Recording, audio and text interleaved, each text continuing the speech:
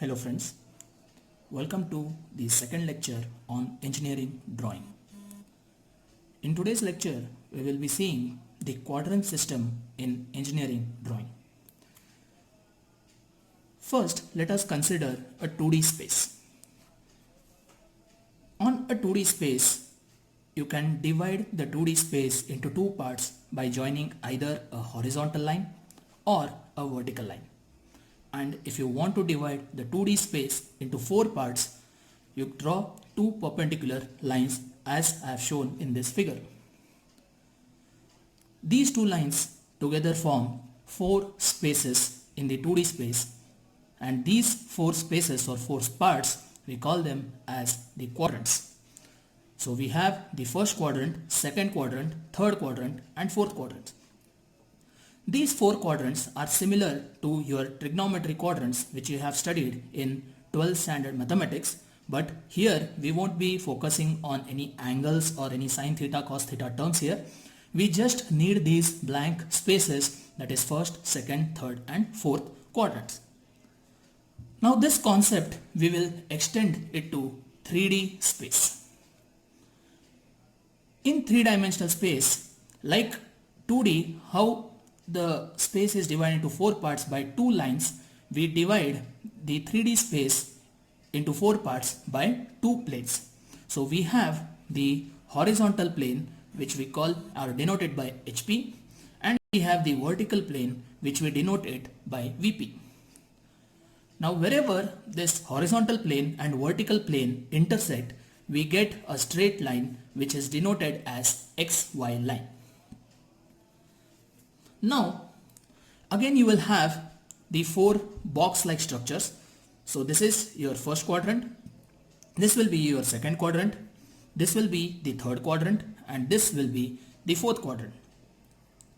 Now we will see how the projection is carried out using these quadrants. So I'll take an object in the first quadrant. Let this be object, be a ball or anything you can take. Say it is at a distance of x mm above the horizontal plane and it is at a distance of y mm in front of the vertical plane. Now in this direction, if I throw a beam of light, the shadow of this ball falls on the vertical plane over here. Similarly, when the light source is brought in the top direction, the shadow of this ball falls on the horizontal plane.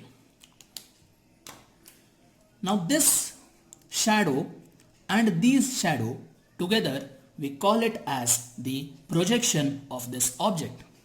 Now when the shadow of this object falls on the vertical plane, it is called as the front view of that object, because you as a person over here will see this shadow in front of you, so you call it as the front view of the object. Similarly, if you go on top and you see the object from top, you see the shadow of that object on horizontal plane, and this we call it as the top view. So this will be the front view and this view will be the top view. Now this is the three-dimensional representation. Now I want to represent this onto a 2D plane. So for that reason, we have a standard in engineering drawing, that is, we keep the vertical plane fixed and you rotate the horizontal plane in clockwise direction. So when you rotate this horizontal plane in clockwise direction, let us focus on the first quadrant. Now in the first quadrant, we will have an XY line, that is intersection of your vertical plane and the horizontal plane. Now for the first quadrant, you will have your vertical plane above the XY line. Since vertical plane is fixed, that remains unchanged. Now to draw the top view, you rotate the horizontal plane in clockwise direction. So horizontal plane will come below the XY line. So we write VP above XY line, HP below XY line. Now how do you represent this projection? So from XY line, the front view will be at what distance? It will be at the same distance as it is above HP.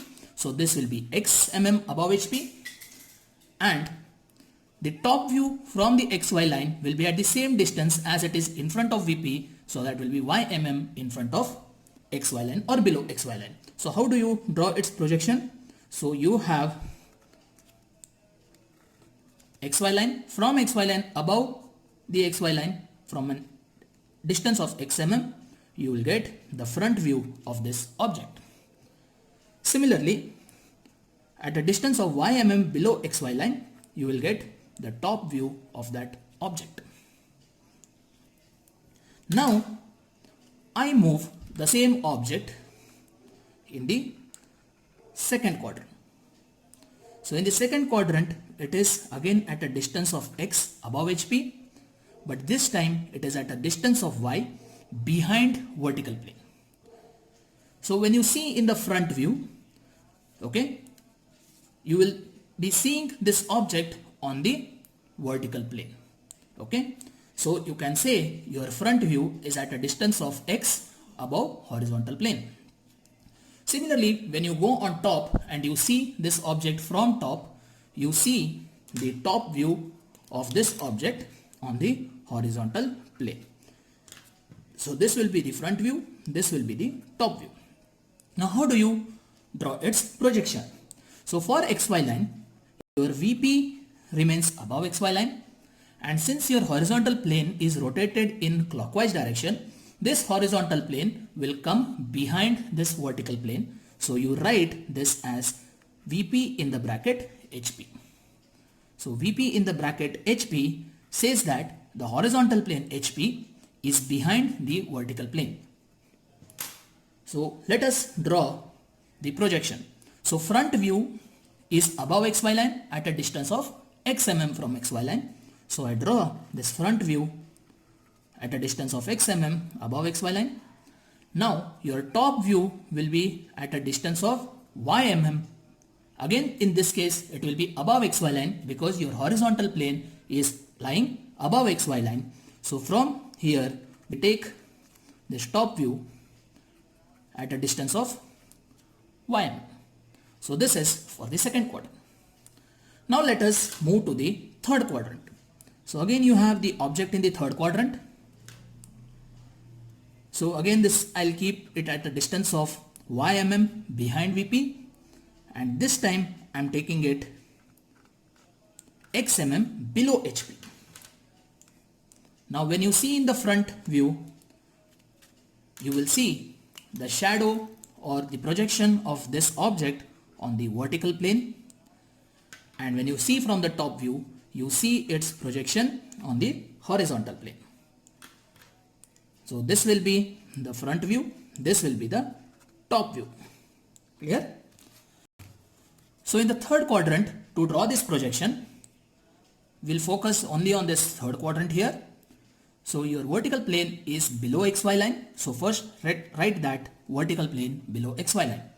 And since this horizontal plane rotates in clockwise direction, this horizontal plane goes above XY line. So we write this HP. Now if you closely notice here, for the first quadrant you have VP above XY line and HP below XY line. Whereas in the third quadrant you have VP below XY line, HP above XY line. So first quadrant and third quadrant are exactly opposite to each other. So let us draw this projection. So front view is at a distance of X mm below the XY line. So first I'll draw this X mm below the XY line. So this is my front view of the object. Now the top view will be Y mm above the XY line because horizontal plane is above XY line. So I take this Y mm above XY line. This will be the top view in the third quadrant.